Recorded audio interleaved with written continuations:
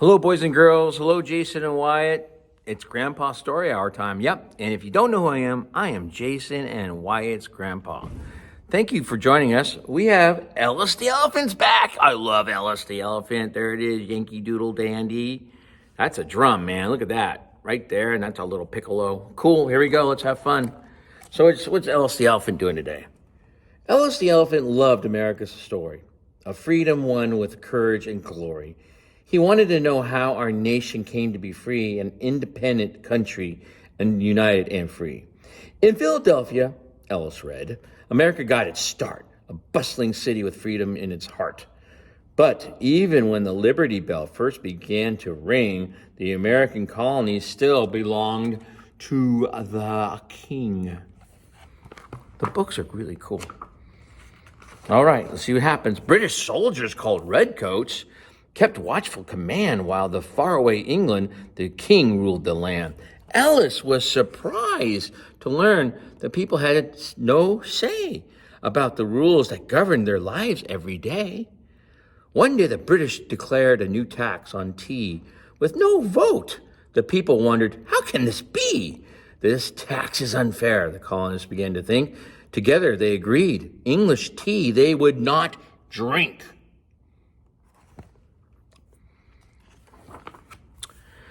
Some thought a boycott was not quite enough. They wanted to show the king they were tough. So one night in Boston, ships full of English tea were raided by brave sons of liberty. They climbed aboard boats disguised in the night and proclaimed to the king, this tax is not right. They threw the tea overboard into the bay. The Boston Tea Party was what we call it today. And there's Ellis helping with the tea, dressed like a little Indian. The king was not amused by the Patriots' games.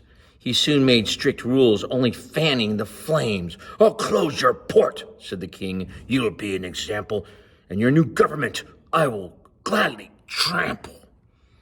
The colonists stood firm and tried not to be scared. If the king really meant it, they must be prepared. In Virginia, Patrick Henry saw a revolution ahead. Give me liberty or give me death, he famously said. There's Ellis. There's Ellis just sitting right there, taking it all in. Oh my gosh! In Boston, the Patriots prepared for a fight, determined to defend their God-given rights. The Minutemen got ready as tensions grew and waited to see what the British would do. The signal, Ellis learned, would be lanterns, you see. They'd light one if by land and two if by sea. Then late one night, the redcoats quietly stirred. The British are coming! Paul Revere spread the word. And there's Ellis. Man, goodness, Ellis just knows history real well. Jason and Wyatt. Uh-oh, we see guns, we see redcoats, we see colonists. There we go. The British marched in eerily before the sun rose, to capture the guns of their foes. The Patriots waited, prepared for attack. It was clear, Ellis thought, there was no going back. As the redcoats marched to the old North Bridge, the Minutemen stood on the opposite ridge. It was here the Revolutionary War came about, as the shot heard round the world rang out. Ellis got his drum right there. On families, the long, hard war took its toll. Moms and dads alike played very big roles. Many patriots, Ellis was surprised to hear, were so busy fighting they weren't home for years. John Adams' wife, Abigail, was left home alone to care for their children and farm on her own. She wrote many letters to her dear husband, John, sharing advice and cheering him on.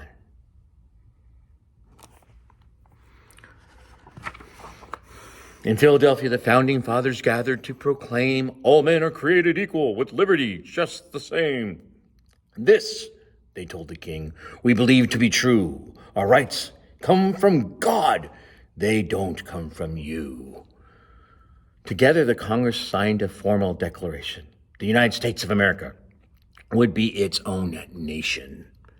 This day was very important, and now Ellis knew why we celebrate each year on the 4th of July.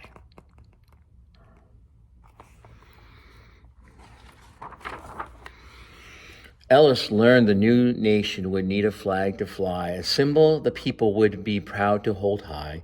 It was a job Betsy Ross was eager to do, gladly stitching a banner of red, white, and blue. The nation's new flag was a sight to be seen, with a stripe for each colony, the original 13.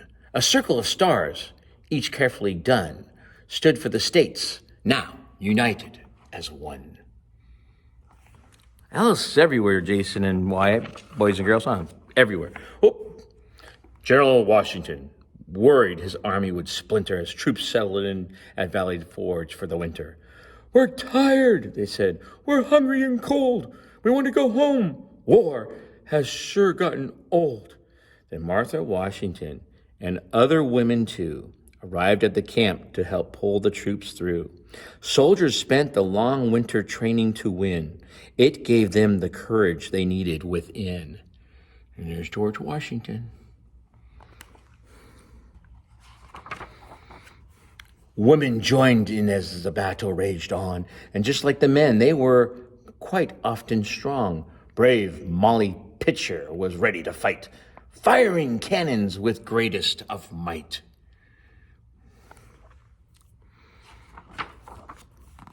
At Yorktown, the Patriots built a blockade along with the French who sailed to their aid, and finally the British had to admit, "The Yankees beat us. It's over. We quit." The redcoats surrendered their swords that day and readied their ships to take them away. Ellis was happy all the fighting was done. The long struggle had ended and freedom was won. A good story that mommy and daddy tell you all these cool new words you're getting here. Goodwill ruled the day and the war had ceased. Britain and the colonies would sign a treaty of peace. Though the fighting was over, there was work left to do. Many difficulties still remained between the two. In Paris, they met for the British to concede. Again, these are a lot of new words, man. Concede. And after long discussions, they finally agreed. Freeing the colonies, the king let it be known. The United States was a country on its own.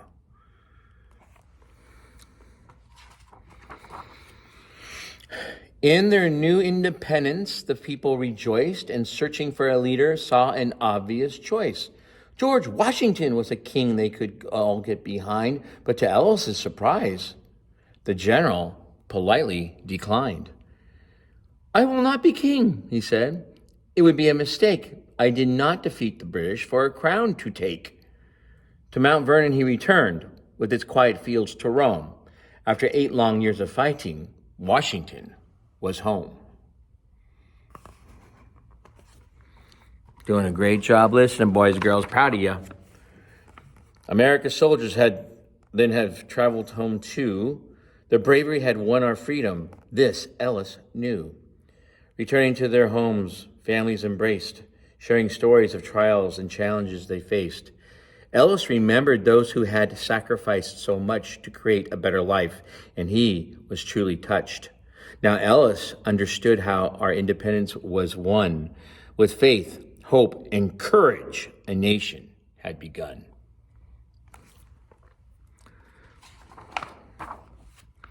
And again, for the mommies and daddies, grandma and grandpas, aunties, uncles, the books always have resources to look at. Great story, Yankee Doodle Dandy. Boys and girls, you were so well behaved. Jason and Wyatt, way to go. Hey, just a reminder, there is a Venmo account. We'd love to have your support.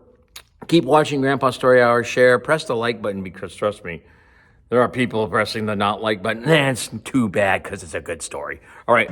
Love you guys. God bless. Till next time.